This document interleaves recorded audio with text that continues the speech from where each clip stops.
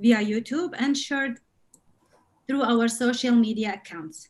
On behalf of my colleagues in Riyadea team, I am excited to introduce to you Professor Karin Lesnik-Oberstein. Professor Karin is the Director of the Graduate Center for International Research in Childhood and the Department Director of Postgraduate Studies in the Department of English Literature in the University of Reading. Professor Karin has a truly exceptional experience in academia. She was awarded the Faculty Students Award for Outstanding Contributions to Teaching and Learning in 2010. She was also awarded the Reading Student Union Excellence in Teaching Award as a personal tutor in 2015. Professor Karin kindly agreed to join us today to talk about two fundamental topics closely related to the PhD journey. The first topic is critical thinking, and the second one is how to start and finish a PhD. And now, without further ado, here's our special guest speaker, Professor Karin. Professor Karin, the screen is yours, and I'll mute myself to avoid any possible distractions. Please go ahead. Thank you so much. I want to thank the team at Riyadea very much for inviting me to speak to you all. It's really an honor, and I want to thank Rana Al-Saban specifically for that incredibly generous and kind introduction. I would say myself that I'm really, really glad to be able to speak to you all and to encourage you to ask absolutely any questions you wish. I will talk for a little while, give a little introduction about these two issues, critical thinking and how to start and finish the PhD, because in fact, I'm going to argue that they are one and the same topic. So I'm going to start thinking about that with you in a moment, but I also want to encourage you as I speak to start thinking about any questions you wish to raise. You do not have to be embarrassed at all or to think that any question may be too basic or anything like that. We are here, as Rana was saying, to have an informal and friendly discussion together. And I am happy to respond to any questions at all. So please feel free to raise them. So the first thing I'll just add to the very generous introduction that Rana has just given me is that I have supervised from very early on in my career many PhD students. I now have had more than 20 PhD students, which I single supervise, of whom 15 have graduated successfully. And it is the joy of my life to work with all my students, but also particularly PhD students, because it is really a journey that we can make together, which is focused on your thinking. And that's really what I want to start from, because I want to start from the idea that actually there's something a bit ironic about giving you advice about how to start your PhD. The irony, I would argue, lies in the fact that above all, a PhD should not be about what you are told to do by somebody else, but should be about your interests. Now, I know that that can be a very difficult situation to be in. First of all, very often, many of you may be funded to work in particular areas, and maybe those areas are not always areas that you will just have come up with spontaneously, but that you will have come up with working in a certain research group or in a certain research area or in a certain area of funding that is funded to be productive socially for other people in society. So I know that PhDs cannot always be chosen in terms of a topic that is simply something that you have a major interest in yourself. But at the same time, we need to keep thinking about what a PhD is. And a PhD is really where we are asked to make the step from being a student to becoming someone who at least potentially can be an independent academic researcher and teacher. And the most important thing in being able to become an independent academic and researcher is not to think about another authority who tells you what to do. And again, this is a very paradoxical situation, particularly at present, because I think that the global educational system is increasingly being imperialized to be a uniform system of obedience to an authority. That is the idea that you are going to be told who are the best experts, what should you be reading, what kind of topic should you be pursuing, and in which way should you be pursuing that topic. And the problem is, I think, that this is in direct tension with the idea of what a PhD should be doing and is at the same time still asked to do, which is to help you to develop to be an independent researcher and teacher who can generate your own ideas with and for your students. So I think one problem that the PhD has at the moment, and maybe may have for you, is that many of you, I don't know how many, of course, I'm having to generalize to an extent, and this may be more true for some of you than for others. I completely recognize that. And again, I'm starting from basic positions. So again, please forgive me if for some of you, this is not the situation, or for some of you, this is too basic. But I think for at least some of you, the difficulty with knowing how to start a PhD, or even how to apply for a PhD, or consider applying for a PhD, is this problem that you may be looking for someone else to tell you what to do. And in some cases, maybe someone else will tell you what to do, and that potentially can then become a problem when you are doing the PhD itself, because the longer you wait for people to tell you what to do, the more difficult, paradoxically, it is to make the step that the PhD requires, which is for you to become an independent researcher and an independent teacher, if you want to become an academic, either as a researcher or a teacher or both. So we are in a field of tensions here, which we are required to negotiate together. And I think that one of the things that I would advise anyone thinking of starting a PhD is actually to keep thinking about this area of tensions. If you don't know what interests you and you are waiting for someone to tell you what to do, then think about what that involves. Listening to someone else to tell you what to do puts you in the position of always waiting for someone to tell you what to do. What might you be able to do instead?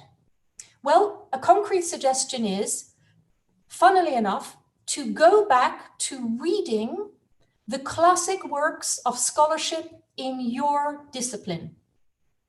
For me, one of the biggest problems I see PhD students encountering, or people who are interested to start a PhD, is that because they are waiting for someone else to tell them what to do, including maybe with the best of intentions, funders or senior teachers who want to help you to get money to do a PhD, which is so important and difficult, or maybe even if you can afford to do a PhD without funding, nevertheless, you are waiting for your honored teachers to tell you what it might be important to study, is that sometimes this tends to change the PhD into people's minds as if it is a kind of a project, as if what you are trying to do is to find answers for a very particular project.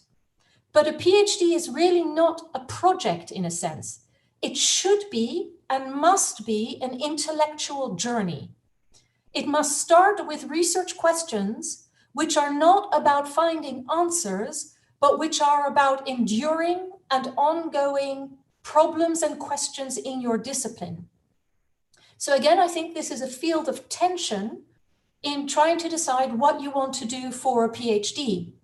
You can, on the one hand, be waiting for someone to give you a project, for instance, through funding, or again, because you are a very conscientious and thoughtful person who wants to take the advice of your honored teachers. You can be waiting to hear what project you might work on. And then you might find actually that you then put the burden on your shoulders, paradoxically, of thinking, oh my goodness, how could I ever find out the answer to this project?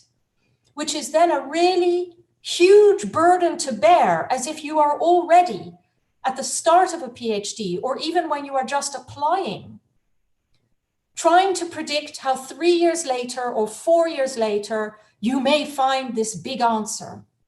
Instead, we need to keep considering that the purpose of intellectual and academic work is to be aware of the complexity and difficulty of certain key academic questions and problems in your discipline. So one of the concrete problems I see is that people no longer read the classic works in their discipline. they no longer go back because they have been told, and sometimes I know that students are actually telling me they have been told this, that they should only read work which is maybe 2 years old or maybe maximally 5 years old.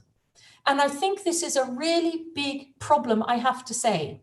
I think when that advice is given, the advice is given, again, always with the best of intentions. People want to make sure that all PhD applicants or PhD students are aware that one should not assume that any work is ongoingly valid, and that in fact older work may have been superseded by new discoveries or new arguments. But at the same time, classic works in your disciplines always define the remit of your discipline. They may be superseded in some respects, for instance, in terms of particular discoveries, particular proofs, particular ideas, but the classic works in any discipline really give you the parameters of the questions and problems. So alongside that, when you read the classic works in your discipline, which you can quite easily find out by thinking through in your readings who are constantly mentioned as the classic works in your discipline, the other advice I would always have is to read very, very slowly. This is again in complete contradiction to what many MA students thinking of starting a PhD assume. Many MA students I've found already assume that they have to have a lot of knowledge, they have to show their supervisor how much they know. When they apply for the PhD, they feel in all kinds of ways, excuse me, I'm just going to take a sip of water. Thank you. They assume that what they have to do is show how much knowledge they have, is make big claims about lots of things that they already know. But actually, reading very, very slowly and very, very carefully gives you the opportunity to realize whether you truly understand what you are reading. Because I think there is a huge anxiety I encounter in the many PhD students I work with, but also many applicants, that they have to make this enormous leap where they have to feel that actually they are already a big authority, they already know what to do, because otherwise they feel maybe they will be disappointing their supervisors, or maybe they won't be accepted to do a PhD. And again, I've been an admissions officer for over 20 years, and the biggest problem I see with admissions proposals is that people are not really raising complex questions in detail. Instead, they are writing very kind of authoritative narratives where it's clear to me that there's too much pressure on you to sound already as if you know exactly what you're going to be doing and what the results are going to be. But actually, we need to see in much more detail what is the quality of your thinking and your understanding of detailed problems and questions. So all of this, I hope you can see, links back to what I said from the start, that critical thinking is what doing a PhD is. It's not something separate. It's not something you don't do, but maybe you do it at a certain point, or maybe you apply it at certain points of your PhD. It's very interesting point to see that critical thinking is the PhD. It's one of the main thinking, because I was struggling to think when I started my PhD with my professor, Mark Casson. When I started first day, he said to me, go and run. First day, I said to him, what should I do? He said to me, Rayhan, just go and run. Come to me in 1 month or later. And then it takes me 6 months to run, to think. But it was like thinking. That's true. And reading slowly. I think this is a very valid point as well. Absolutely, Rayhan. Yes, I think a memory strikes me in relation to what you say very forcibly. And again, it may be that these are people who are even listening here who I have worked with. And if so, I am not making a hint about anyone personally. I will never speak about anyone personally. That's confidential. But examples I have found with PhD students in relation to what you say is, for instance, I've spoken to a number of PhD students who came to me and said, Karin, I'm trying to read very slowly, but I'm forgetting everything that I'm reading. I don't remember. That's me, yes. Yes, all the things. And I'm saying to them, are you making sure that you are keeping lots and lots of notes about your slow reading?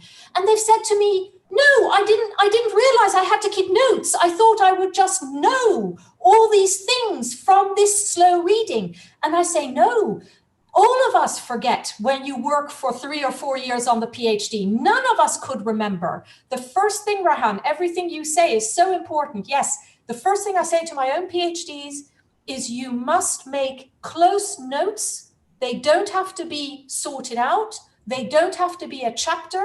They don't have to be completed writing. They don't even have to be in order. But the whole time you read, you must make notes, because later you will forget. What if I forget the notes I wrote, for example? I wrote Absolutely. But then you can go back and reread them. But when I read the notes, sometimes I forget why I wrote this notes.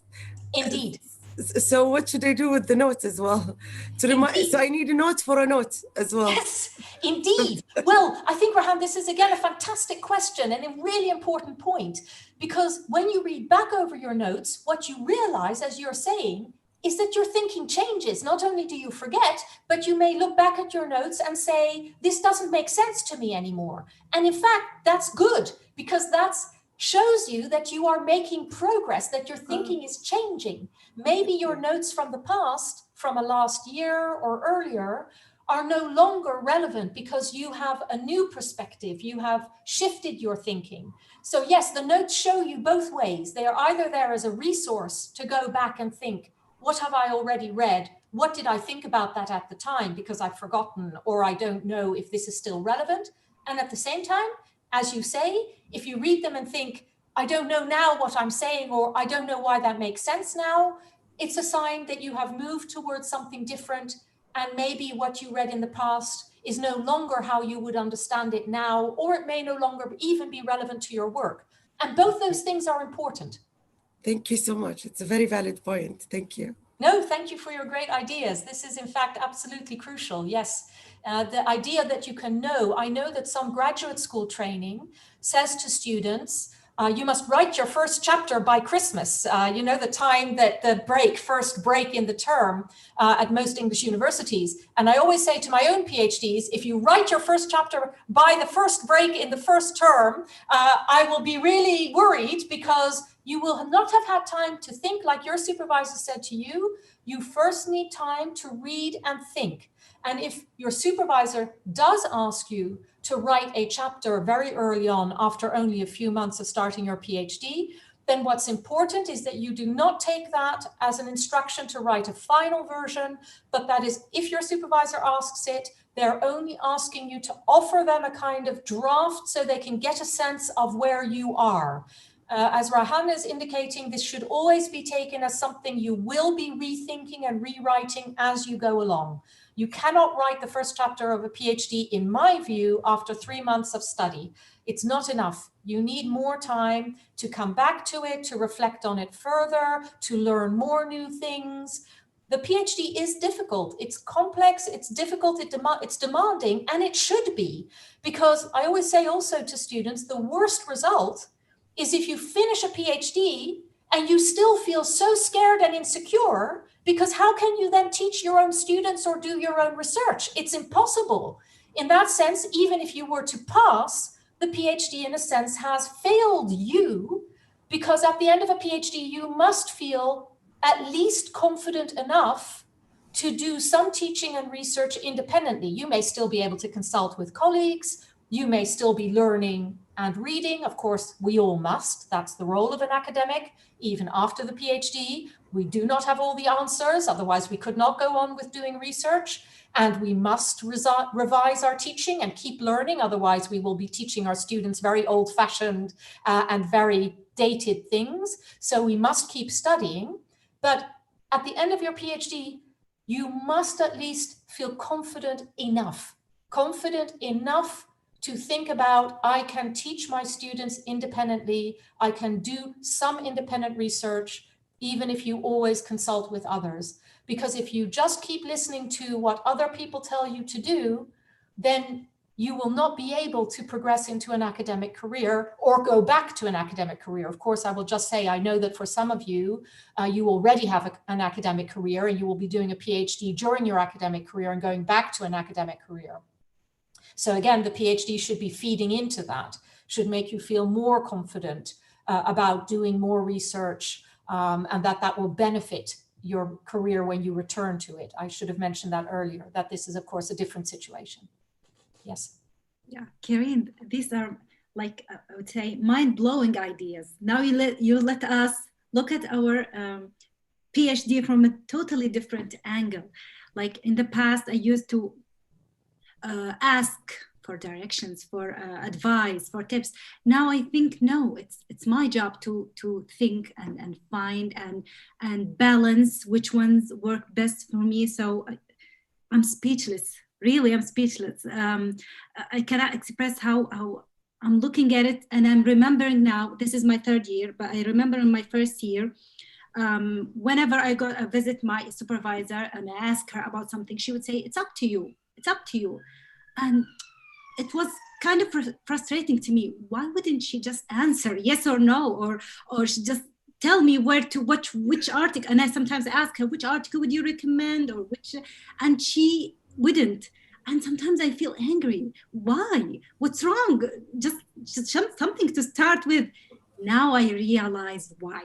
It's really, really building up the confidence and finding like my own way. I remember also in one of the points that you have raised about going back to the classical work rather than the recent work. In my topic, I relied a lot on classic works as well. But as you know, I heard from my peers and from others that no, you should always cite recent work and something like that. But I didn't, because that's the real source of my work. So I couldn't just ignore that. I included it. And during the upgrade or the COR, I was so anxious and afraid that this point will be raised and I will be in trouble.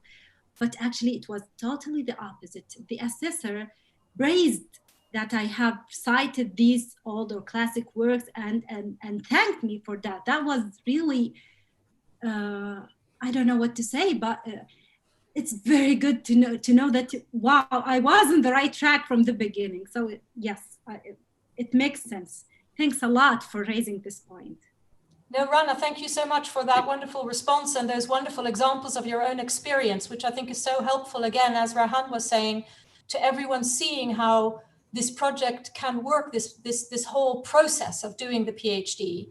And I think that what is important, again, about what you are saying is then people might wonder, as you were saying, that even one can feel frustrated or angry with the supervisor saying, well, you go and find out. But I think, again, what we can reassure people about, if they then think, well, what is the supervisor then for? If the supervisor is not there to tell you what to do, then it's important, I think, particularly for people who have not yet started the PhD, to realize that the supervisor is there to help you with what you don't understand or what you don't think you can read yourself. And I think this is something, again, that many people find confusing, because I completely agree with you, Rana, that people go to the supervisor, again, potentially expecting to be told what to do and feeling frustrated and lost and worried when the supervisor may not tell them what to do, or may only give them some reading list, like Raihan was saying about her supervisor, and that again, then thinking, well, what should I do with that reading list? But the important thing is that actually, if you are reading, whatever you are reading, whether it's the classics or more recent work, if you think, I'm not sure what to do with this, even if you're making notes and reading slowly, but you think this is difficult to understand, then actually that is what you take to your supervisor. And I think lots of people are very worried to do that. I think that is a very big step for many people. They feel that maybe their supervisor will think they're stupid if they don't understand. They may think that their supervisor will be angry with them because they don't understand. And I think this makes people feel more and more lost. because I think the key thing actually is that your supervisor should be helping you with that. That's exactly what they're there for. They're not just to tell you, maybe read this, maybe read that, but actually to say, if you don't understand something, can you help me to think about what are the problems and issues here? And you don't have to present it as saying, I can't do this by myself. You can present it as saying, I'm reading this and I'm thinking about all these issues here. Can you discuss this with me? What do you think, supervisor, about these issues? How do you read these texts? And that is actually an academic conversation. An academic conversation you share with your supervisor is to say, I read it this way, including questions you may have about it. What does this mean? Why is this relevant? And then your supervisor will come back and say, well, I read it this way. They may sometimes even say to you, I think your reading is wrong, but that is a learning experience again. They may also say that your reading is not wrong, exactly as Rana experienced, that she was worried about reading these classic works and wondered, is this something that people might find too old-fashioned or in the past, and then found that in her assessment, actually the assessor praised her for reading these classic works. And it is really, really important. If your supervisor doesn't make this clear to you, then it's really something important to reassure yourself. The classic works always set out the remit of a discipline.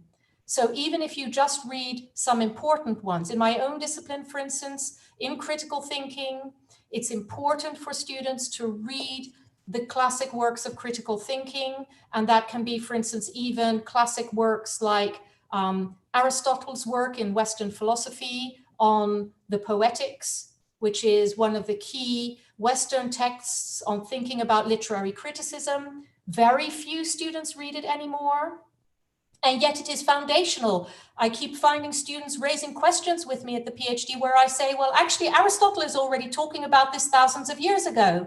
And we find this in every culture, in every tradition, that there are classical thinkers. They may not have the same answers as thinkers have nowadays, but the way they have described the parameters of a discipline, the way they have raised basic questions, always remains valid. Hi, good morning, everyone. We have Rana. Rana want to say, ask you a question. Yeah, good morning, all. Good morning. First of all, I want to thank you, Prof. Lankin. Sorry if I'm saying the name wrong, and for Rehana for organizing this, and also for Rana, another Rana, for sharing this link with us. My question here is about linking the being critical and reading and being dependent. So how can, as a PhD student, we must to be dependent and we must to rely on our ideas and thought. So my question, when we can express our voice or our judgment in the literature, for example, I know we can build it in the discussion later on, but I'm talking about the stage of literature review, because it's not usually acceptable to argue a lot in this at this stage. So yeah, so being critical and employing critical thinking, and also being independent at the stage of writing literature review, you can say it's a first draft, not like final stage of rearranging the literature. And thank you. Thank you, Rana. Thank you for that really important and interesting question. And thank you for raising that. I think what is crucial here to consider is that even at the stage of literature review, there is no one correct literature review. Otherwise, all the PhD students in a particular discipline would be doing exactly the same literature review, and no one does. So it's really important that you realize that actually even doing a literature review requires already critical thinking, not in the sense that critical thinking is about saying things are wrong. I think this is sometimes a misunderstanding. I'm not saying it's your misunderstanding, but I want to make sure anyone else listening may not have this misunderstanding. Critical thinking is not the same thing as meaning that people are making a criticism. Some people have this misunderstanding, even throughout the whole PhD. They have the idea that critical thinking means making criticism of other people, but that's not what critical thinking means. Critical thinking means thinking through whether arguments in your discipline are understood properly and what is at stake in those arguments. So what are the arguments about? Why do they matter? And what kind of issues and problems are involved? So when you are asked to do a literature review, in fact, you must do critical thinking. And in fact, you, I'm sure, are doing critical thinking without realizing it, because doing the literature review requires you to think constantly, what is important to the work I am doing? What might be relevant to read? What might be more or less important, and why? That is critical thinking. Doing that thinking is critical thinking. It's not about saying that your own voice has to be about saying, I am right, somebody else is wrong. That is, again, I think, and Rana, this may not be what you meant at all. So again, I'm slightly running away with your fantastic question, but I think this is, again, the great burden on some PhD students' shoulders is they think they have to come out at some point and say, I am doing something right and other people are doing something wrong. And this puts everyone in a terrible position because it makes everyone feel maybe they're going to be angry with me. If I really say what I think is wrong and that I'm right, this must be terrible. But actually, no, don't worry about that. You don't have to say that you are right and other people are wrong to be doing critical thinking. Critical thinking, as Raihan was saying earlier, is the process of academic thought. It means working through what different arguments mean and why those different arguments matter. So when you make your literature review, your own voice is your literature review. It is saying, what do I think I understand in these pieces?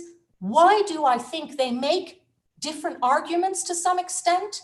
And how do I think that's relevant to the topic of my PhD? So your literature review will not be the same as everyone else's literature review. And that means it's your literature review. And that already is evidence of your understanding and your thinking. So you don't have to worry about the idea, or anybody else listening in, that there is a stage at which you are just doing an obedient literature review.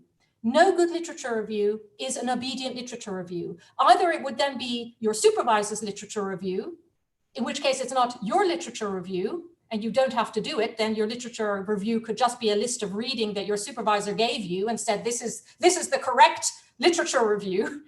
No, they're asking you in a literature review to make those judgments, to read the work, find the work.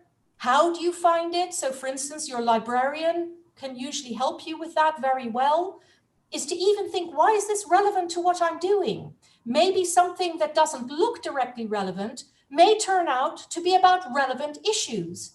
You may be working on a certain area and not realize, for instance, that perhaps thinking, let's say a very common issue, is that perhaps you haven't realized that it might be important to read about issues to do with culture. Does thinking differently in different cultures, for instance, affect the terms of your topic? And it may not have occurred to some PhD students that reading about cultural issues is always important to PhDs, even in the hard sciences, for instance. I do myself write on the hard sciences from that perspective. I've published on, for instance, mathematics in terms of thinking. Is this affected by different cultural thinking? And I was recently, I can give you a wonderful example of this. I was recently doing some work with a wonderful group of MA students who I have the honor to teach. And they had asked me whether we could do critical thinking, which is what I'm working on with them, whether we could do critical thinking about how to read mathematics, because they knew I had done some work on this. It's very unusual in the humanities, but I do work in this area. So I said I would be delighted to do that with them if they were interested. And we were reading some mathematical formulas, and they were looking at the numbers. And they said, we don't know how to read the numbers. How do we read the numbers? And I said, well, what culture do the numbers come from? And they were very puzzled because they think numbers are numbers. And then suddenly one of my wonderful students said, they're all wonderful, but one of my wonderful students said, this is an Arabic numeral. And I said, yes, exactly. This is not a Roman numeral. The numbers are different in different cultures, and Western cultures have adopted their numerical system from the great Arabic scholars of mathematics. They are the ones who introduced, for instance, the number 0, which Roman numerals do not have, into Western mathematics. So even numbers, which many people now even globally assume are some kind of mathematical truth, are not. They are a cultural production. Wow, this is new to know to me. I haven't think of it critically, to be honest with you, as the numbers, where numbers comes from. And numbers can be Arabic, can be Persian, can be English, can be different Spanish. So they have different, depending on the culture. That's what you mean. Exactly, exactly. And for instance, I know this because I speak several languages, as I know all of you will, or many of you will. And I think, how many languages do you speak? I speak 3 and I read 6 languages. So this is something that I think is a huge asset for all of you who are multilingual, because sadly in England now, many of you will know that most students do not study any foreign languages before they come to university, because it's no longer obligatory at English secondary school. And I think this is an enormous loss, because if you don't learn another language, it's not just that you cannot have the courtesy of speaking to someone else, or at least trying to speak to someone else in their language, which is of course a beautiful courtesy, but more importantly still to my mind, is that it takes away an aspect of scholarship, because you cannot think properly about the different ways in which languages go with culture. Languages produce cultures and cultures produce languages. And this becomes very difficult to conceive of if, like many English students, you think the world is automatically English, that everybody thinks in English and works in English, and that's a kind of underlying assumption. So many of you speaking multiple languages, although it may also be very difficult if you come to England or America or New Zealand or Australia to do your postgraduate study, I have enormous admiration for all of you who are doing that not in your native language. If you have a native language, you may have multiple native languages, and the English of many overseas students is fantastic. And I say to all my overseas students, you should not see this as a deficit. This is an asset. And even if we are all having to work together on the English side of your work, the fact that you speak multiple languages is an enormous help to you in your critical thinking. So again, because of what Raihan has said, you can then consider, for instance, another aspect in thinking about the language of mathematics, just as an example, is that many of the formulas in mathematics draw on the language of ancient Greek, which is one of the languages I can read. And again, this is something that my English students rarely think about, because they don't have any other language. So it's not that they need to have ancient Greek. This is very much up to what language people study. But it's that when you see a different alphabet, it may not even be an alphabet. I've been very honored to teach students from all over the world, and I'm often pointing out to my English students that English is an alphabetic language, but many languages are not alphabetic languages. And this has completely different consequences for how you think about linguistics, how you think about communication, how you think about art history, how you think about writing, and so on and so forth. So again, those of you who come from non-alphabetic languages have a huge asset, because you can actually think about these issues. You have a great starting position, which many English students, sadly, no longer are given the opportunity to have, although we can still help them to think about it. Thank you. I think I would like to thank Dr. Rana Hanash. Thank you for your question. And I would like to hand it to Dr. Sheikha Al-Mazroui from Emirates. She's a doctoral researcher at King's University. Dr. Sheikha, do you have any question or experience to share? Good morning, everyone. Good morning. Hannah. Well, I would like to thank you actually for this very informative and this experience is really something important for the future students who are looking to do their Vivas, as I am a final year PhD student and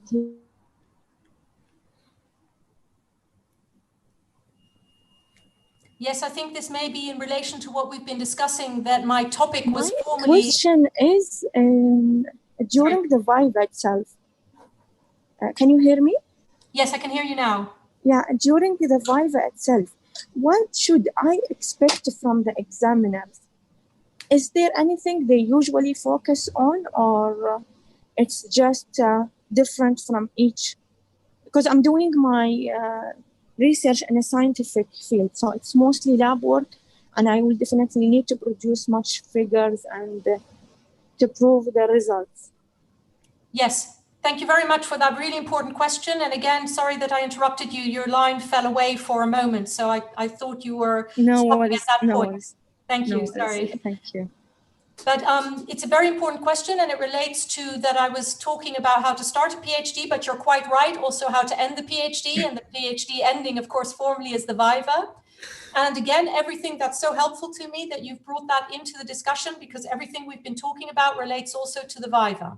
So when you ask, what will the examiners be asking you to do in the Viva, is they will be doing exactly what we've been talking about.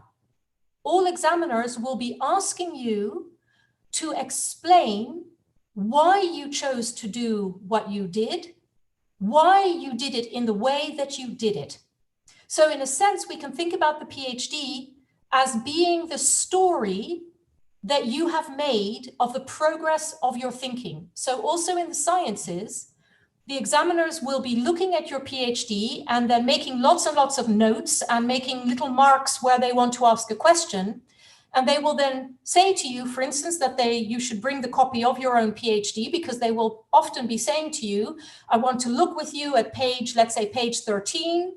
You have, for instance, a proof here or a certain set of proofs. And then they'll be asking you, why did you choose to make the proof in this way instead of, for instance, in another way, which may also be a potential route to a proof?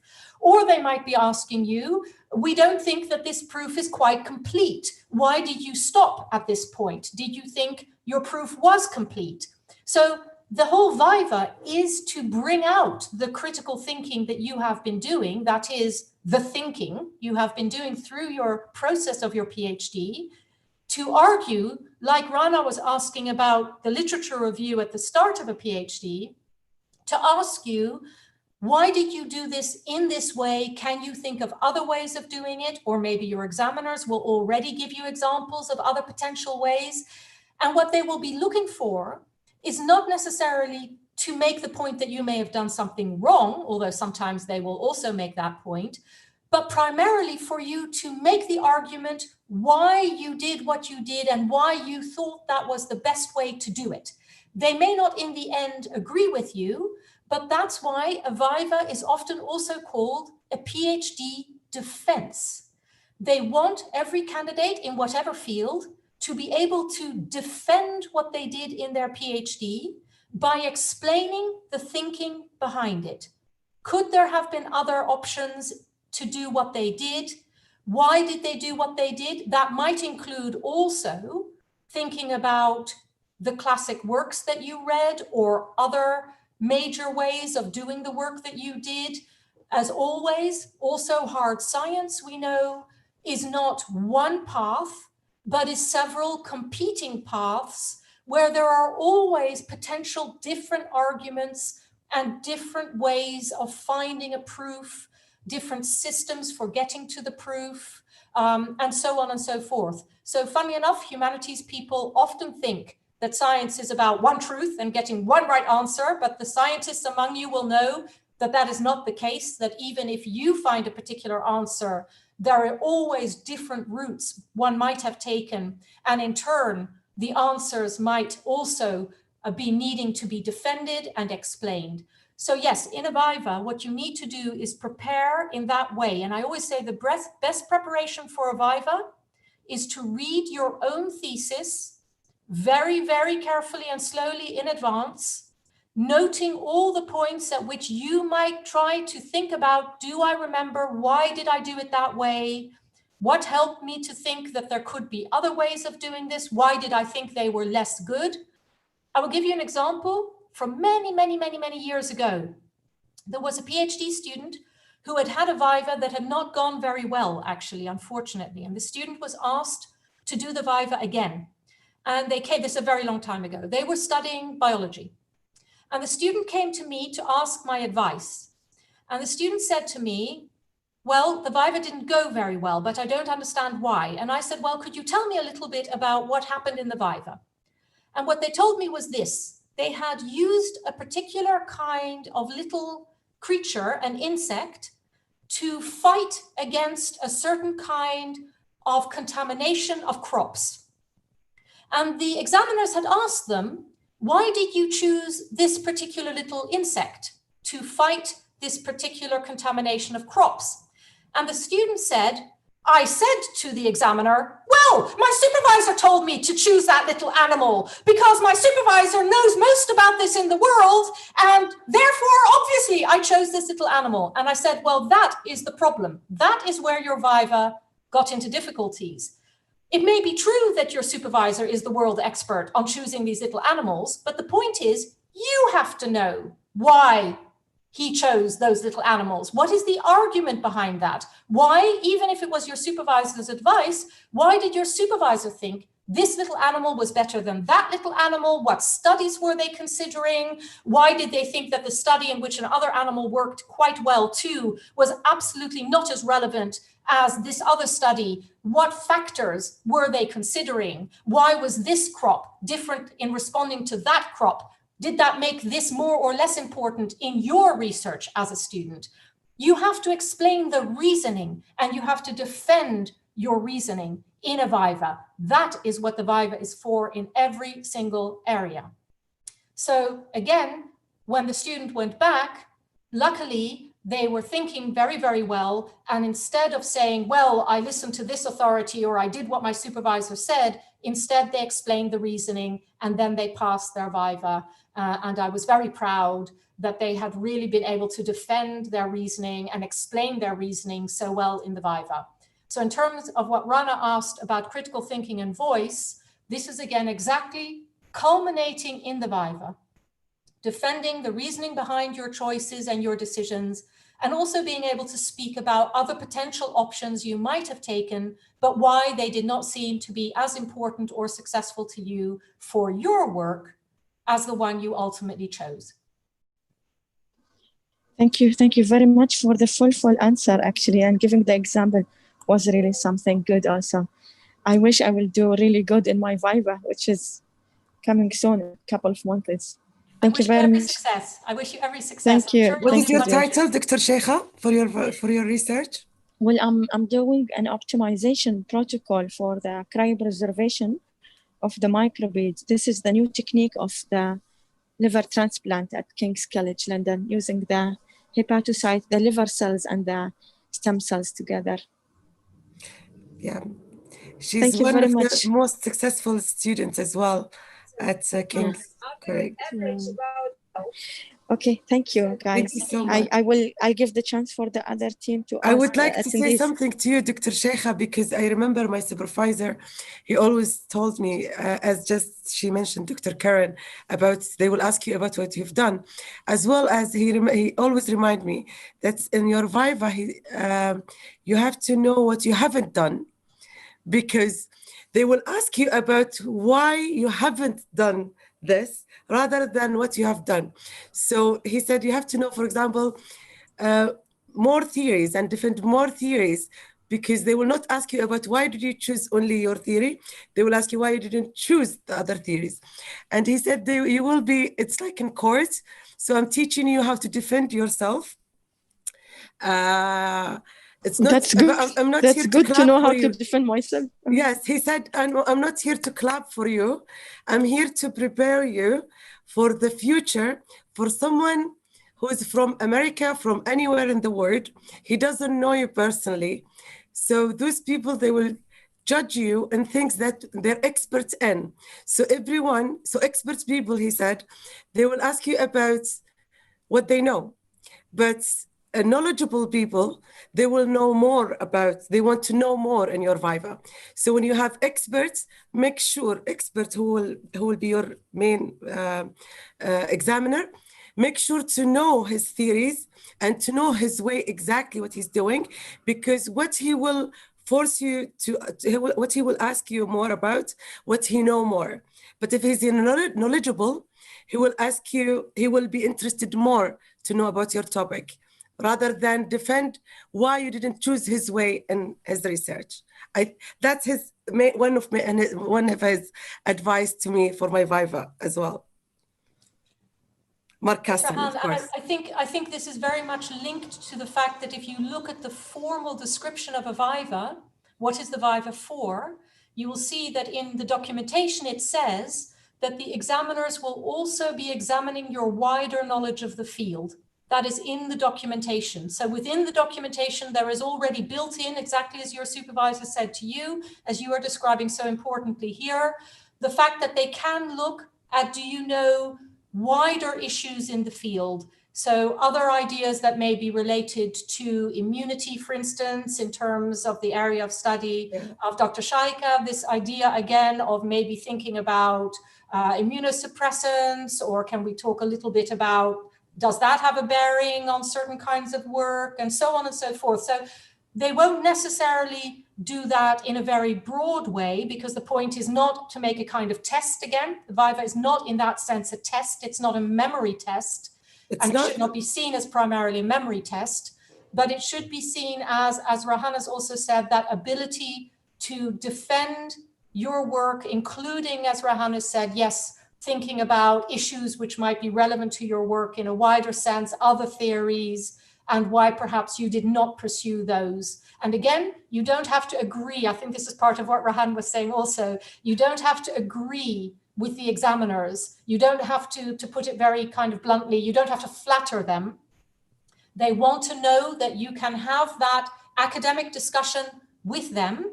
And often I also say to my PhD students, don't forget that in the Viva, you are the expert on your work. You are now, at the end of your PhD, the person who knows most about the particular piece of work you have done. And you need to have a kind of equal conversation with your examiners. Of course, I know that all of you will be respectful and courteous, of course, by definition. But besides being respectful and courteous, you must be willing and prepared to have that interaction with fellow academics, because at that point, you are an academic. And you should feel able to have a respectful disagreement. And some examiners will even ask you something where they will be prepared for you actually to disagree.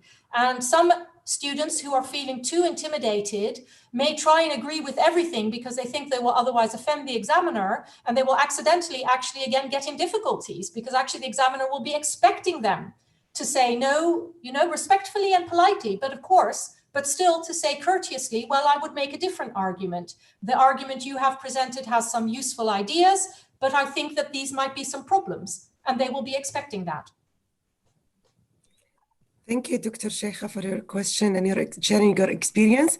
If anyone have any experience to share, we're willing to have, and we have at the end many questions to answer.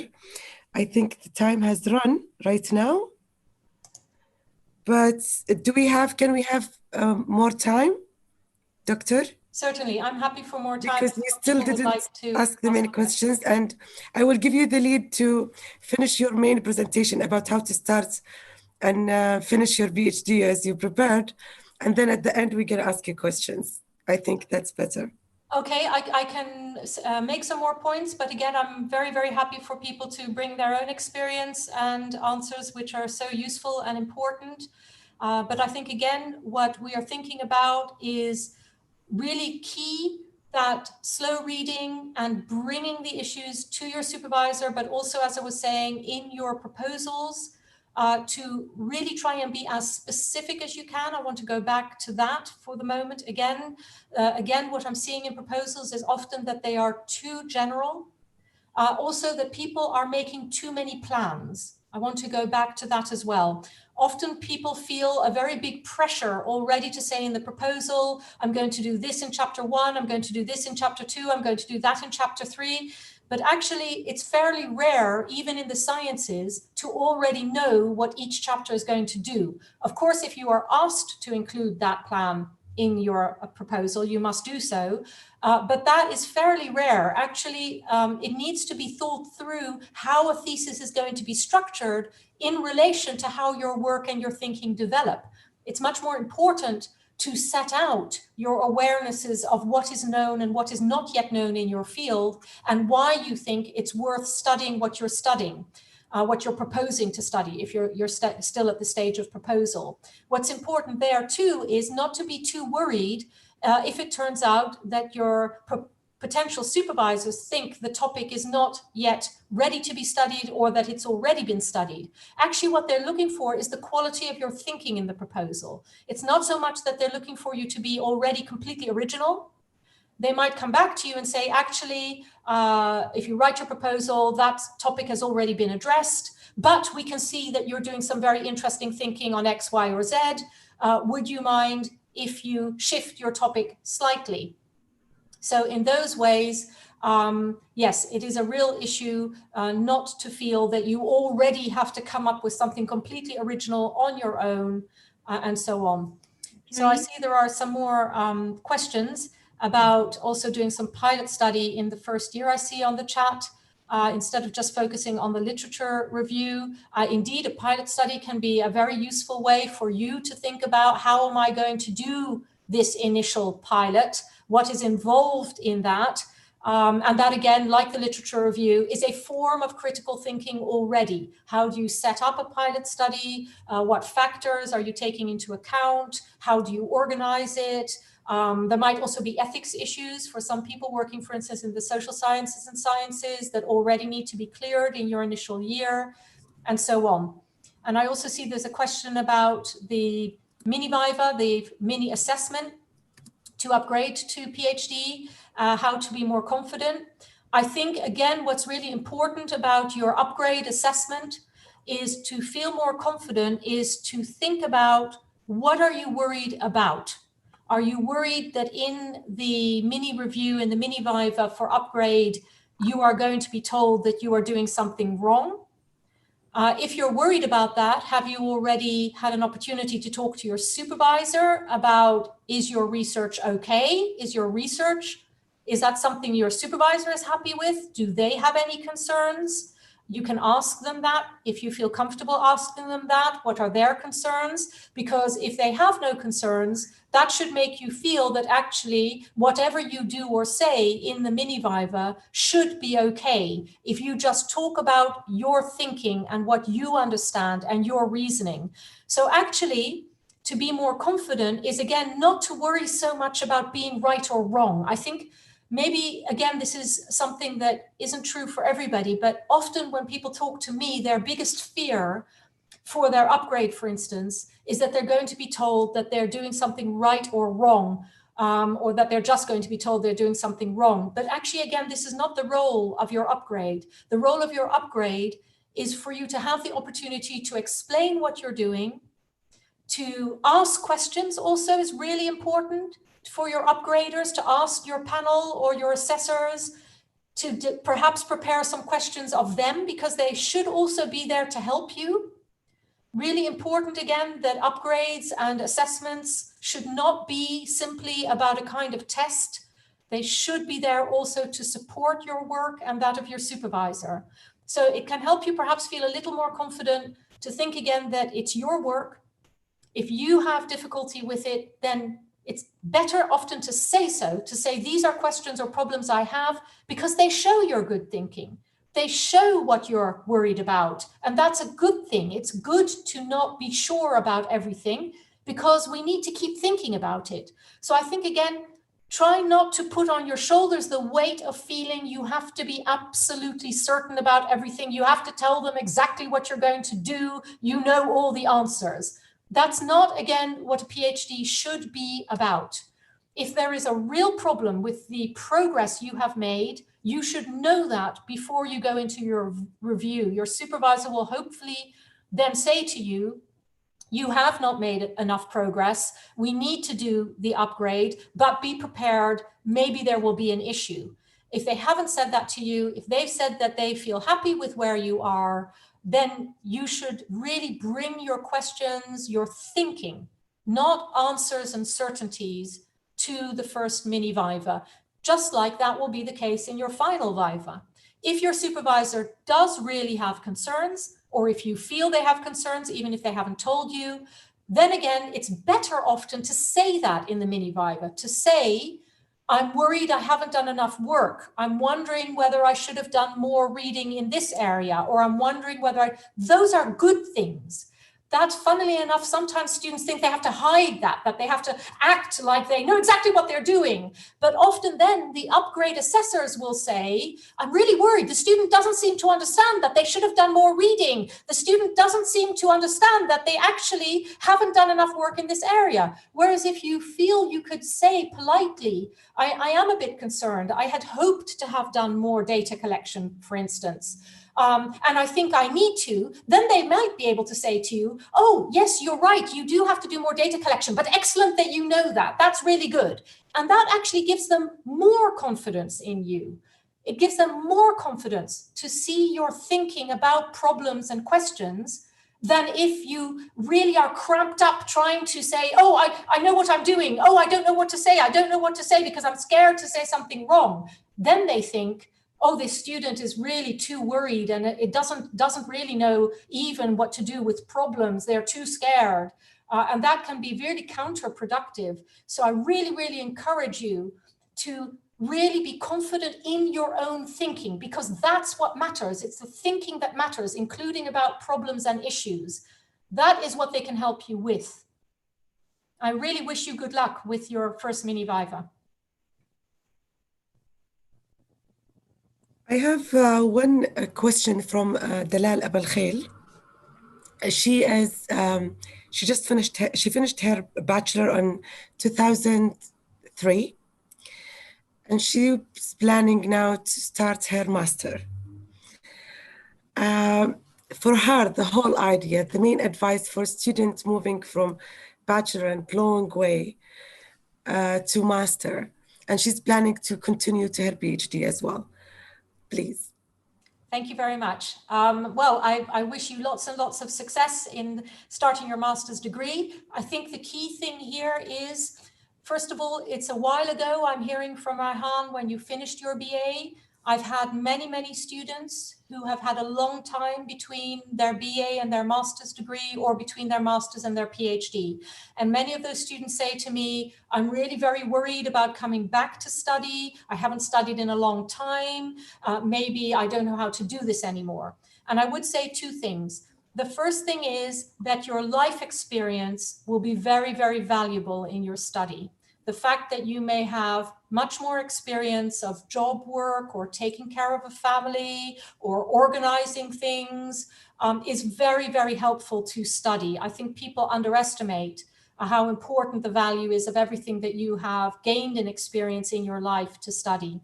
The second thing is to remember that going back to study, what matters again is that you engage without being too worried that it may take you a little bit of time to get back into the rhythm of study.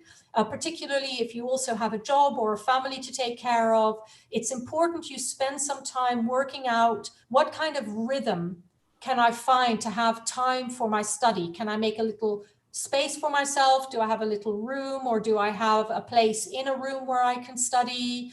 Do I have that kind of support? Can I study in the morning? Can I study in the evening if you have other demands on you? And also then to allow yourself some time to remember what it's like to focus on just reading. I remember when I was a young PhD student a long time ago, my dear mother of blessed memory, I remember I said to her when I was a young student doing my PhD, I said, Mama, sometimes I find myself, I've fallen asleep on my desk with my head on my book because I'm so sleepy from reading. And my mother said to me, she said, Karin, you always need time to think, and that is very tiring. She said, study is not just about reading or writing. Every academic needs time to think. And so it's not just the reading you need to be doing. And if you are too tired to read, maybe you need some time to take a break, have some exercise, go outside, clear your mind, maybe do something different, go and have a coffee with a friend or something like that, just to have a little bit of a break. And I think that sounds very, very practical, but I actually think it's really important to get used again to the rhythm of study. So I wish you lots of success. I'm sure you're going to be a fantastic master's degree student and later on a fantastic PhD student, and really find an interest that you want to pursue. Find out what interests you, even if you are on funding that has preset perhaps what area you're going to be studying in. Just try and think about it being an enjoyable process to keep learning, to learn more. Thank you. Thank you so much. It's very valid. I think there is a question as well, if you can read it. Yes. So here's the question that you've also raised about building up research on a theory. I think, Rahan, you're raising about choosing one main theory and two related theories, but that your supervisor told you that you need to change them as they're very old. And the question from Suha. Sorry, I beg your pardon. I've got a question. But because I have to copy and paste. Sorry, I beg your pardon. Thank you for clarifying that. The idea on what basis shall you select a theory? Are there any criteria? And then what are the criteria for selecting your theory? Well, I think here, the really, again, important and interesting question. I think the issue may be the idea that the theories are wrong because they're very old isn't about dates. I think that's the most important thing, again, I want to raise. I think your supervisor is not really telling you that this is about dates. What a theory needs to be chosen for is to think about how you understand it to be relevant to the work you are doing in your research. So I think what your supervisor is saying when they say that you need to change them because they're very old is that they are actually thinking that for some reason, they are not relevant to the work you are doing now. So what has changed between those two theories and the work you're doing now?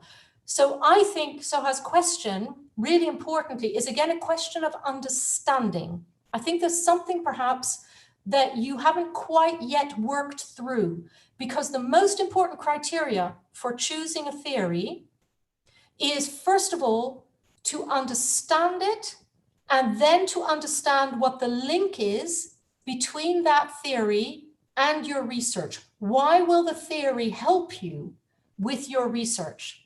And it's not so much about being old or new. It's about, I think, something that your supervisor thinks you haven't quite understood yet about the link between the research you're doing and the theories you've chosen. So it may be, funnily enough, that if you chose another theory, it might be equally old or even older than those other ones, but the link might be better between your work. So I would go back to your supervisor, Soha, and ask them, why isn't this relevant? Can they say a little bit more? Can they help you a little bit more beyond saying it's too old? For instance, has there been some new information that has changed theories? And if so, then you can start looking at theories which have that new information. So those are really the criteria you need to think about. It's not abstract criteria. It's very specific to the area you're working in and what the theory needs to help you to do. I hope that's a bit helpful. And I see there's another question here that Rahan has raised for me from a cut and paste, to work on the ethics before you get the offer letter. Yes, that can be okay, and it can be important. The ethics procedures sometimes can take quite a while for ethics approval. And I would guess that your supervisor is asking you to work on the ethics in terms of thinking through what the ethics are about and what kind of approval is necessary. So that work needs to be done sometimes in advance in order for you to get the offer letter, because it may be they need to see that you already know what the consequences might be of the ethics situation. It might be that your research has to be changed slightly, or it may be that your research proposal is fine, but that the ethics proposal needs to be in place in order for the supervisor to know whether they could get the ethics approval. So that's fine. I think that, again, they can advise you with that, ask for their help if you need some help to think it through, but that's relevant. And then I don't know if this next question is part of the first question or a different one. It's that if your contribution to the study is slight refinements to existing theories with applying them to a new context, is that okay to produce an original research? Yes, that's fine. Again, there's not an absolute answer to any of such questions, because it's always going to be a question of what is a new context and what is a slight refinement, who's making those judgments. But in principle, something that looks like a slight refinement can make a very big difference. It can make a really big difference. So that's the question. The question is that a new context will require changes, but the judgment you and your supervisors will be having to make is whether the refinement in the end doesn't make enough difference. If it is too slight, then it won't make enough difference to the new context. And then, of course, there isn't any originality. That just means nothing's changed. But if you can argue that even something which looks small to other people who maybe don't know enough about your area or don't work in exactly the same area, that it makes a difference to the new context, to the application to the new context, then yes, that can definitely be original research. So it's always part of the judgment that's being made. How much difference will it make? It may not look a lot, but it may make a substantive difference. And another question that you were told during the interview, that you have to do 2 publications per year plus your thesis. Is this doable? I think, again, that if this is a requirement of doing the PhD with those supervisors, then they will need to support you with that. It may be that your supervisor told you that the format of the PhD is also gathering together your publications. Some PhDs require the publications to be part of the PhD. This may be the situation you're in. Or if you have to write a thesis plus do 2 publications a year from your thesis, then you should be supported to do that. If it's impossible, then they cannot ask you to do it. It also may mean that, for instance, you submit 2 publications from your PhD research. It doesn't necessarily mean that they can be published during the time of your PhD research. In some areas, publications can happen relatively quickly. In other areas, it takes a long time. For instance, in my own field, it can take over a year to even hear back from journals. So sometimes my PhD students may submit a publication, although in my area it's not required. But if they do, then first of all, I would be supporting them the whole way. But secondly of all, the publication would probably only actually come out after the thesis. So it really depends on the field you're working in. But if you're being told in the interview that this is what you have to do, then you should have support in place. And if they don't give you that support, then you should be going back to the university and saying, I was told this is what I'd have to do, but I need some more support here, because publication is a process in its own right, which requires help and support. And then I see there's a question also about creating interview questions, and you're struggling with that. Yes, this is again very important, how to create interview questions. And of course, what's fundamentally at stake here is it's a very difficult process. You're right, that is a struggle. So I think already you're thinking very well. I think you may be underestimating that actually when you know you're struggling, that's because you're thinking well. When you have to create interview questions, that is a question again about critical thinking. How do you make your questions get the responses that you need for your research is very difficult, because you don't want to steer the interview too much, right? You don't want to get questions which then only get predetermined answers. That's not a correct interview. So sometimes you have to hide what the actual issues of your questions is, which is also an ethics issue. So you then have to work out the ethics of, for instance, asking people questions which don't look like they exactly are about what you're actually interested in. But that's part always of creating questionnaires and interview questionnaires. Also, are you doing qualitative interviews, or are you doing quantitative interviews, or are you doing a mix of both? Those also require different thinking around this. So the first step I would take is, if you're still struggling, is to go and read more about the methodology of designing interview questions. It may be that you need to think about different ways of doing this, and there is a lot of material available in many fields, for instance, in psychology. And maybe you're not in psychology, but it may be that it's relevant to look at how psychologists think about the methodology of questionnaires. There's a lot of work in that area. Statistics, of course, very important. Statistics, again, require a lot of critical thinking. They are not, again, self-evident systems. You need to understand how you're going to get your results, and if you have to do statistical analyses on them, what kind of statistical analyses you need to do. For instance, if you have to apply regression analyses to make sure that your questions are taking multivariables into account properly. So if you're struggling, that's because you're thinking. If you can, otherwise go back to your supervisors and tell them your questions about your struggles and see if they can help you to understand a bit better. I think struggling is usually a good sign. I know it can be painful, I know it can be frustrating, but it's a sign of thinking. It really is. And you need some help, maybe. And then again, hopefully your supervisors can help, or maybe going back to reading around what is important in designing interview questions. I hope that's of some use. And I wish you lots of success with that. It's a good question. Thank you so much. It's a very interesting answers and questions. I'm glad to hear from you the answers of our students that they have difficulties in their studies, which is really amazing to help other students too. I think Riyadea, one of our goals today is to collaborate and to open up our difficulties. So let's come to my difficulty, myself.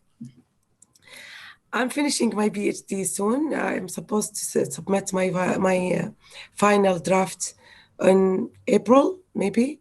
Maybe my viva will be in June, hopefully. Chapters everywhere. My table of contents ready, and I want to put it together and to make sure it's solid. There is why everywhere, conclusion missing, and it's a bit of dilemma. I don't know, it's a bit difficult time for me. It is, Raihan. It is a very, very difficult time. I think you are again making a really important point to warn everybody that the PhD is not a process that goes like this. It's not a process that goes from being very, very hard to then finishing very easily. So again, you're going back to the start of our talk, which was also about how to finish a PhD. And you're absolutely right. The last months of a PhD in making the final organization and structure of your thesis and to think about a conclusion is very challenging, because you have to go back over all your work and think about what belongs with what leads to what in my thinking. That is only something that generally you can really do at the end.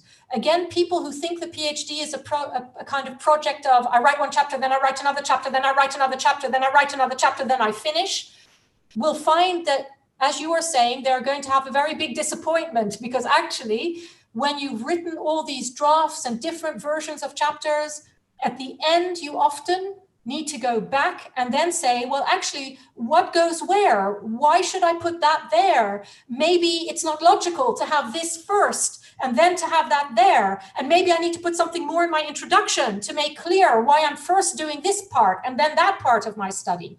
So this is really a critical thinking process itself.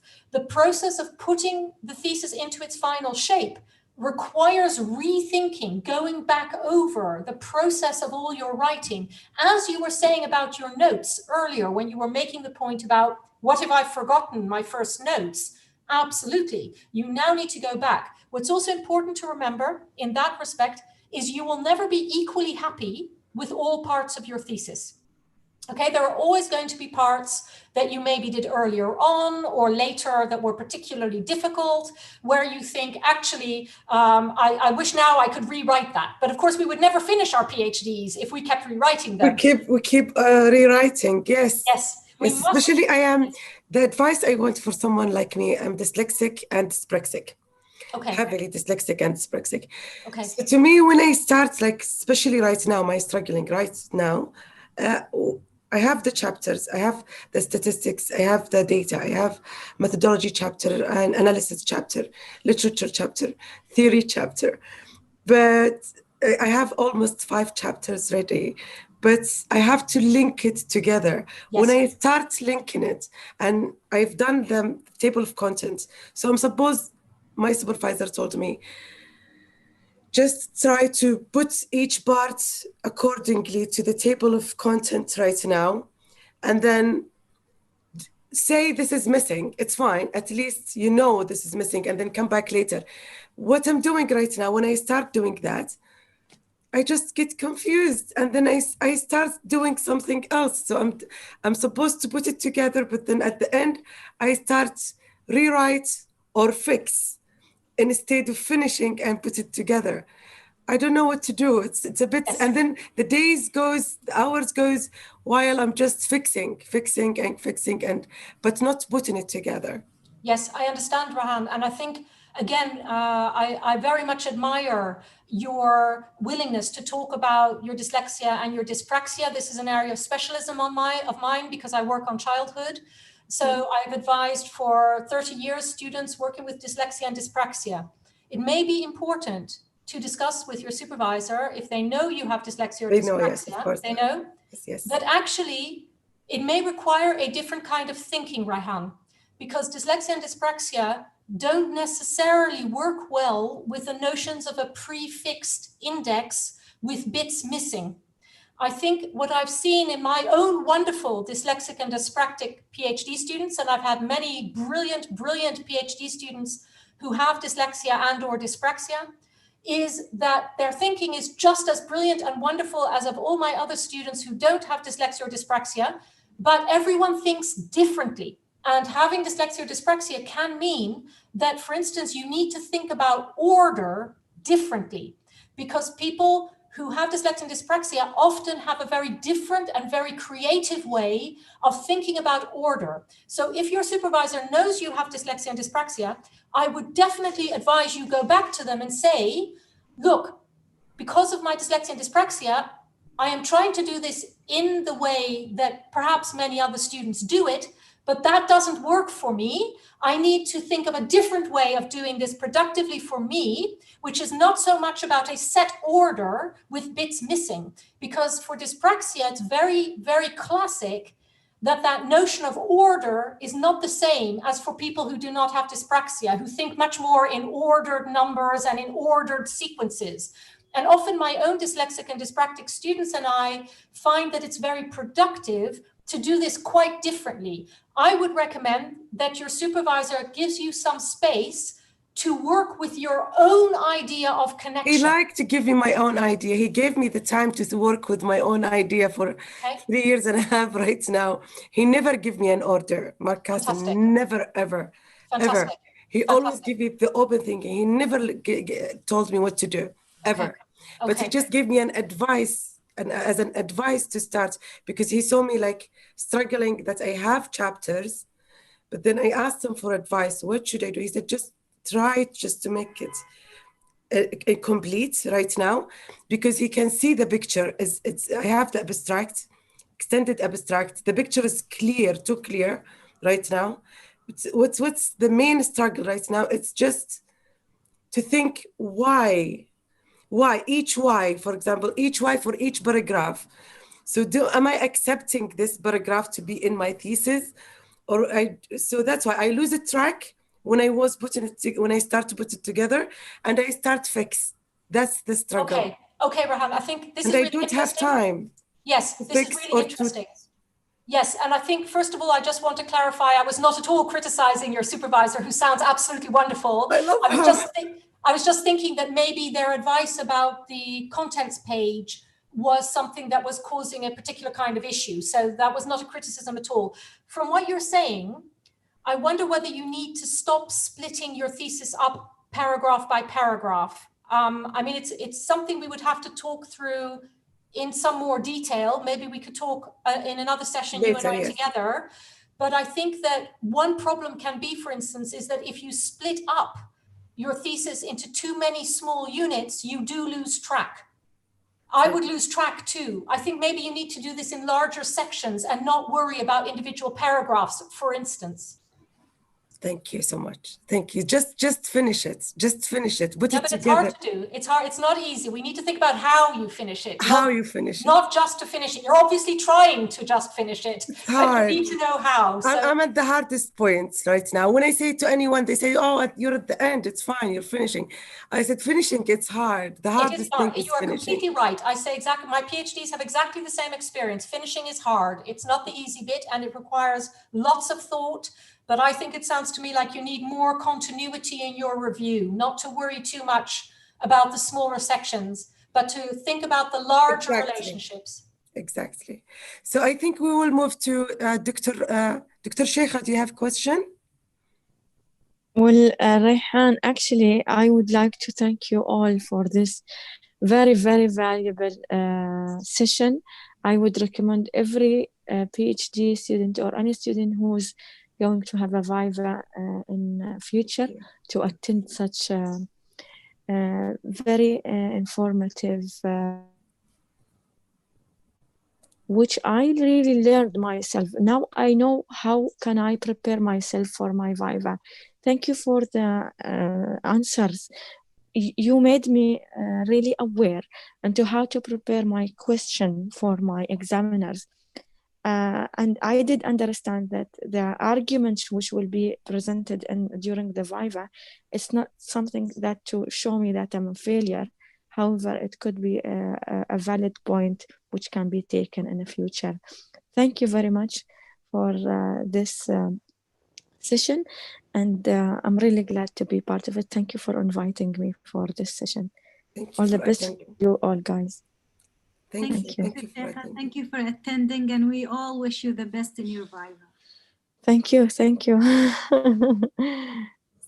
Dr. Rana, she's the main partner in Riyadea.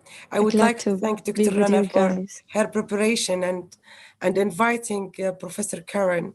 Dr. Rana, do you have questions? I do have a couple of questions. And before you say the questions, I think Dr. Ahmed Malibari, do you want to, if he's available, because he said he's busy with another sessions. Okay, let's move to the questions, Dr. Rana. Karin, will it be okay if we have a couple of questions that we received from the email? Yes, please, go ahead. Thank you. Do you recommend attending training programs in general topics like self-development during the PhD journey, other than the obligatory ones? Oh, good question, Rana. I think it is very much up to you. I think that some of these sessions are very helpful for some PhD students, and they are much less helpful to others. Mm-hmm. I think what is important, again, is that you feel confident, all of you, to attend sessions if you're interested in the area of the session and you feel that you would like to know more about it. But I think the same issue applies that we've been discussing today together, which is that you should never feel that you just have to be taking on board whatever the session says if you don't feel it's helpful to you, because actually that can make people feel more isolated and more of a failure. So it's really important if you go to a session that you can feel this may be helpful to you, and sometimes such sessions can be helpful to you. They can give helpful tips. But sometimes if you go to such a session about assertiveness or self-confidence or even teaching, for instance, it can also make you feel like you are even more alone with your problems because it doesn't help you. I think I have to be honest, and this is part of my own research, that this is also a bit of a problem of our current environment. quite a lot of sessions around issues to do with confidence and mental health, for instance, or disability, or how to work on your PhD are very, very well intentioned, but they are often very, very standardized. They often are based on an idea that everybody thinks in the same way or in similar ways. Sometimes they have options, but even then the options are often quite limited. So they might say people are different and people do things in a different way, but their main assumption is still based on a generalized idea that everyone shares somehow the same kind of psychological state or psychological functioning. That's very popular at the moment. And actually, it can really be a problem. It can make some people feel, actually, I can't do this that I'm being asked to do in the session. I don't know how to do it, and then feel even more alone and even more isolated. So you should always feel that it could potentially help you, but if it doesn't, that's not your failure. It's not your fault. Those sessions cannot help everybody. And if it doesn't help you, then you have every right to say this is not helpful to me and to look for other support or for different support. Good point. Good point. Yeah. Another question. The topic of the pieces is broad, and I'm having difficulties narrowing it down. Any tips? Okay, so it's too broad, and it needs to be narrowed down. Okay, I think then if you've been asked to narrow it down, is usually what's really helpful is to just think about what you find most interesting, actually. I think, again, most people are too worried by the idea that they have to find the right thing to focus on, that they have to somehow guess what they are being asked to focus on as the most important thing. And I think that can be a real problem, because if you're not being given any more kind of tips on what you should be looking at, if your supervisor doesn't already have an idea of why you should narrow it down or what you should narrow it down to, then the most important thing is just to keep thinking, what do you find the most interesting thing? And propose that as your focus within the broader field. If they don't agree with that, they can always say, no, that isn't going to work, and explain to you why. So I would just look at what bit of it do you find most interesting? Is there a particular illness if you're working in medicine, or is there a particular question if you're working in a certain field, or is there a particular time or a particular place or a particular writer or a particular problem? Is there something that you just find the most interesting in that broader field? I think that's always the best point to start from. Yeah, that's true. Yeah. Start with the most interesting part. Yeah, that's good. Another question I think we all have crossed. How can we measure the progress frequently in the PhD? Well, the measuring of your progress, I think, is always not to judge yourself. You will be told by your assessors and your supervisors that actually is fundamentally their biggest role, to tell you if you are making good progress or not. The problem is, if you try to measure yourself, you may become much too anxious, because most people who judge themselves too harshly. Yes. So they are always worried about, oh, I'm failing, I'm not doing enough, I'm wrong, I don't understand. And then you can become very panicked and very, very anxious. So the most important thing is to focus on your thinking in your work, and ask your supervisor or your assessors, am I doing enough? Do I need to do more? Is there something I'm missing? What would you recommend that I work on more? And see if you can get useful feedback from them. Because if you make the judgment yourself, then the problem is that you may constantly make yourself feel as if you are not worthy, as if you are insufficient, as if you are not doing enough. And that really puts too big a burden on your shoulders. It creates lots of anxiety that often makes it more difficult to work.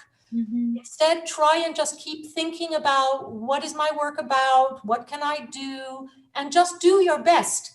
You deserve help as well. You deserve support. You deserve for your supervisors or assessors to let you know whether you are doing well enough or not. And if you are not, for them to support you in which direction you might be doing more work or doing different work. If you're not getting that support, then think about the support structures at your university where you can find a way to find more support.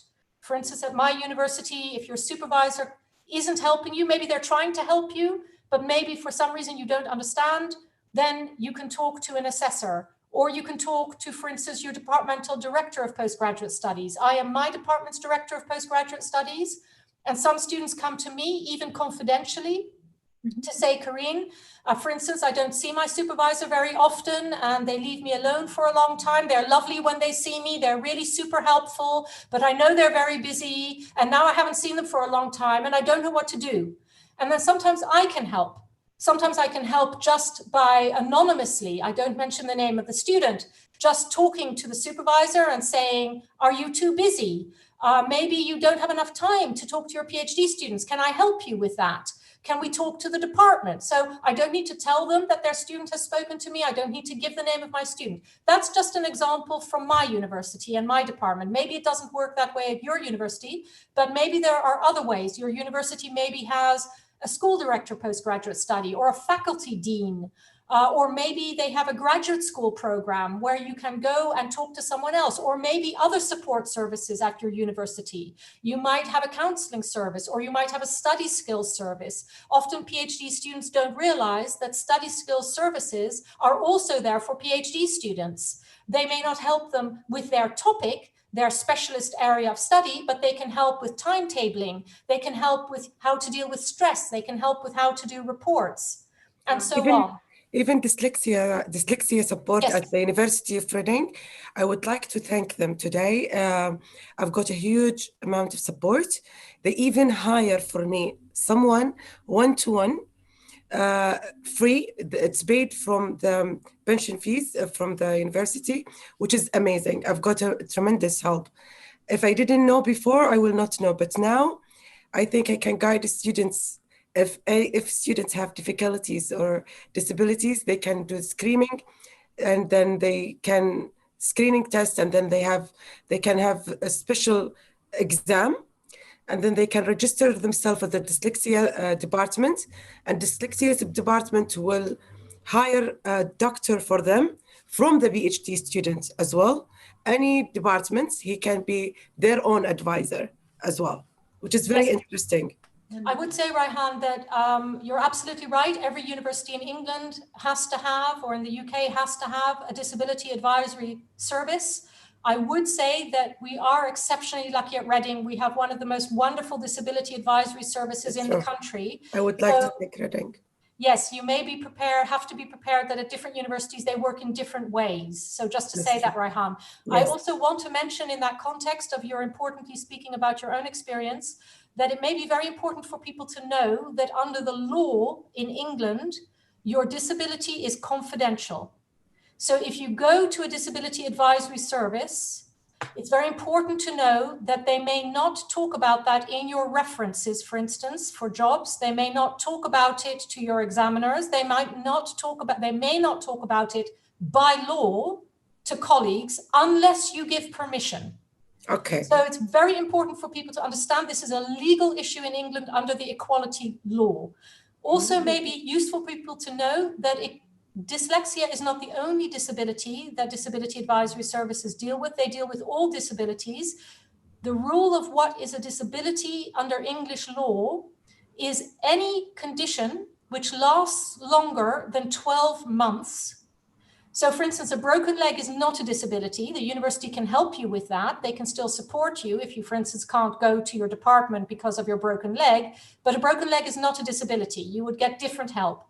Disability is something that is longer than 12 months. This can include things like mental illness, which comes in episodes.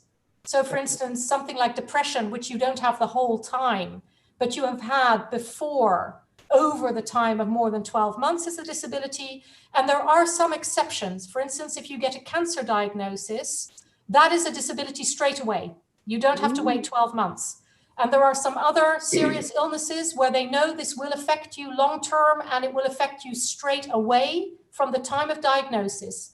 So all a disability advisory service at your university will need is a letter from your doctor saying that you have a disability. Otherwise, they will make the judgment. If you're not sure that you have a disability, but you think something is affecting your ability to study that you might need some help with, as Raihan has explained, your Disability Advisory Service will also do your assessment, as Raihan has explained. So if it turns out they think you need a different kind of help, they will let you know. But what is very important is that they may not talk to anybody about your disability legally. They may not talk to anybody unless you give them written permission. Many students are very worried about this. So this is why I'm saying this. It's very important for you to know. They may not tell your funders. They may not tell your government. They may not tell your referees. It is forbidden by law. It's between you and them. Yes. Unless if you want to say it. For example, I'm open to say it. Why? Because I think my role to help others faced similar difficulties what I faced. So I think I get the strength when I say it more than, I don't feel it's weaknesses at all to myself. I just feel like because I know how to deal with it, that's why it's the solution. So I feel proud of it sometimes that I know how to deal with it. So I know myself. So I learned how to manage as well my difficulties. In a way, it's become strength too, because Absolutely. I know that I'm thinking differently.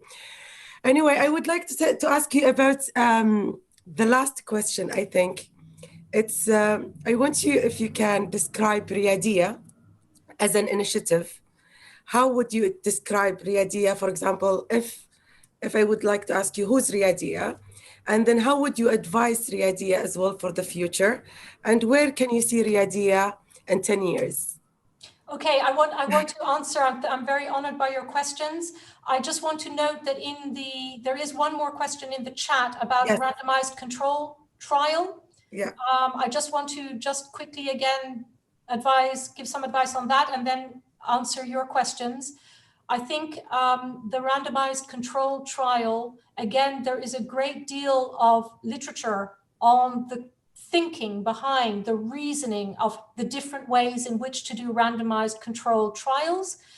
I would give you as a concrete piece of advice that when you start your PhD, because you say you will be doing it, the person who's asked the question, that many universities as part of their graduate training run statistical courses.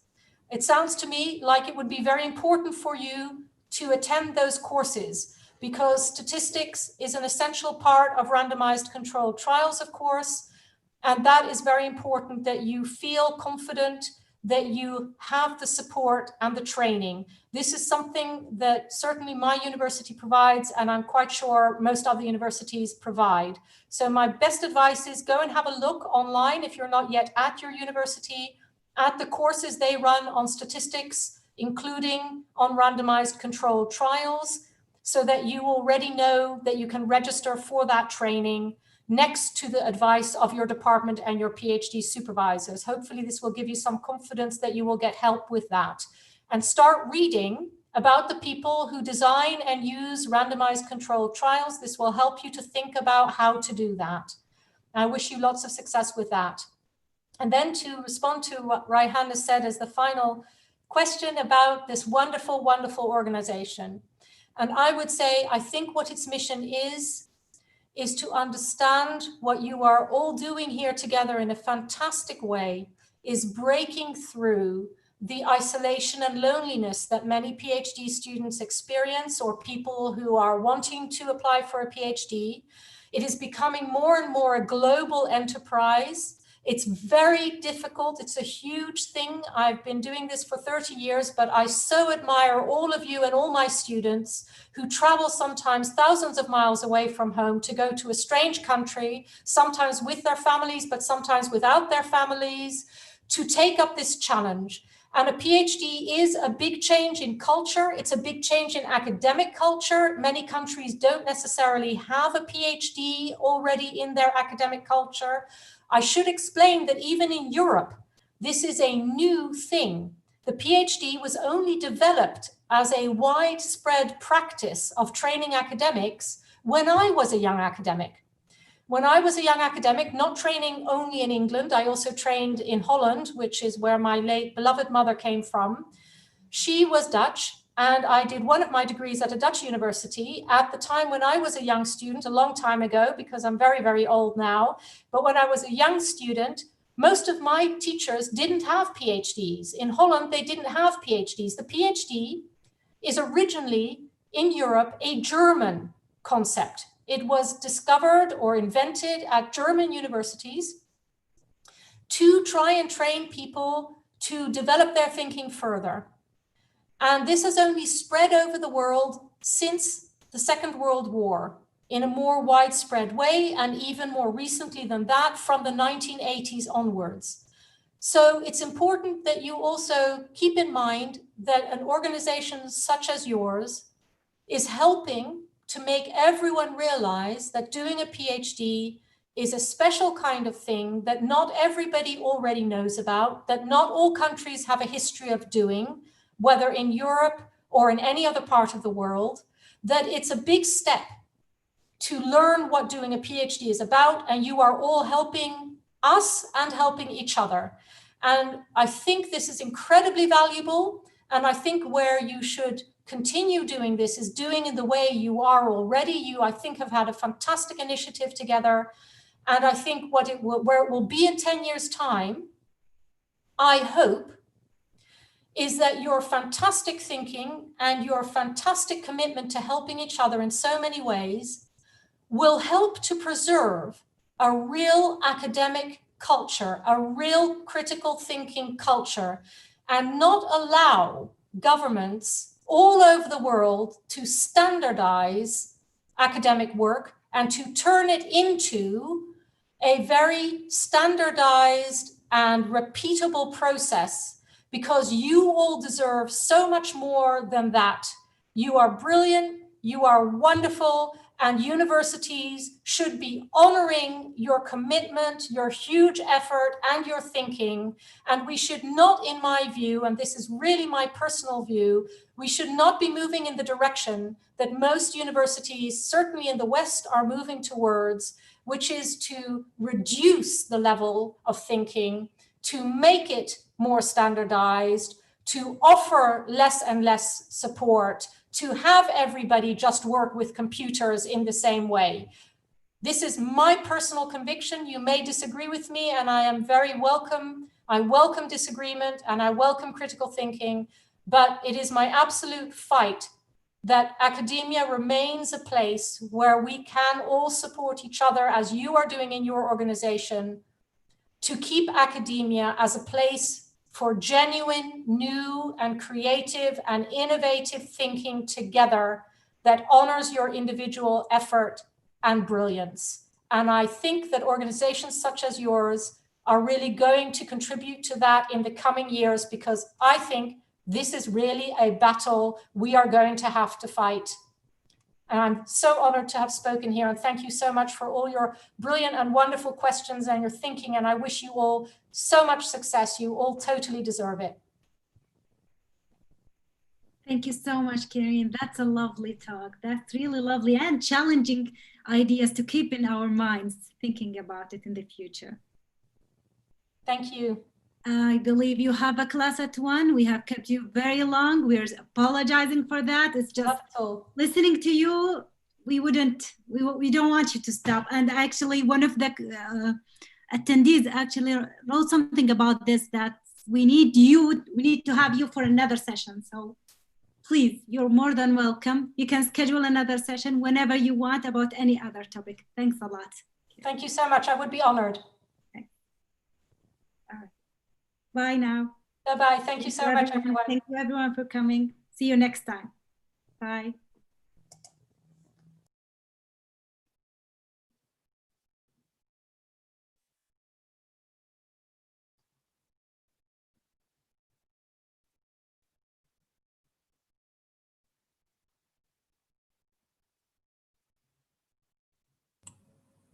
دكتور أحمد المليباري موجود؟